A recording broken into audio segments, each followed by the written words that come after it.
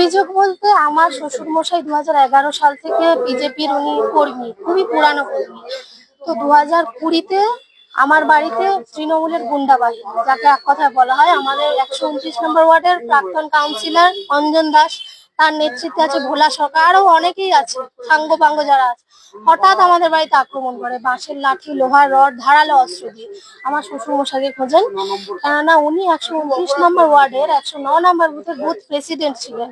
তো সামনে পেয়েই তাকে এলো পাথারি মারতে শুরু করে। তা দেখে আমার স্বামী সুশান্ত ঘোষ যখন বাঁচাতে যায়, সেম একই ভাবে মারতে শুরু করে।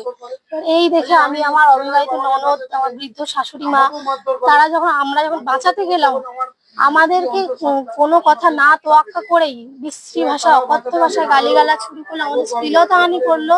আমি তখন তাদের কাছে হাত জোর করে আকুতি মিনতি করছি যে আমি 8 মাসের অন্তঃসত্ত্বা, আমার কোনো কথা তোয়াক্কা না করে রীতিমতো পেটে মুখে লাথি মেরে শুইয়ে দিয়ে চুলের মুঠি ধরে হেনস্থাতে পড়লোই। আমাকে সেই সময় ধুমকি দিচ্ছে, তোকে তো মারবই, তোকে মেরেই ফেলবো, সাথে তোর বাচ্চাকেও আমি পৃথিবীর আলো দেখতে দেবো না, রীতিমতো হুমকি দিয়ে এরকম।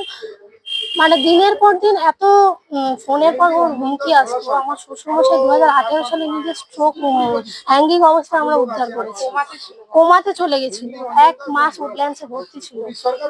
তাও তারা থেমে থাকেনি।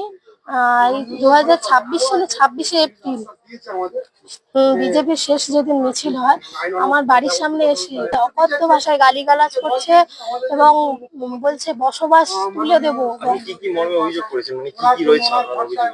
আমার অভিযোগ এটাই যে আমার পরিবারকে যে দিনের পর দিন হেনস্থা হতে হয়েছে, আমি একজন অন্তঃসত্ত্বা মহিলা, আমার উপর যেভাবে অত্যাচার হয়েছে, আমার বৃদ্ধ শাশুড়ি মা, ওনার স্ট্রোক হয়ে গেছে, উনিও ভর্তি ছিল হসপিটালে, আমার শ্বশুর মশাই যে হ্যাঙ্গিং অবস্থায় আমরা উদ্ধার করেছি।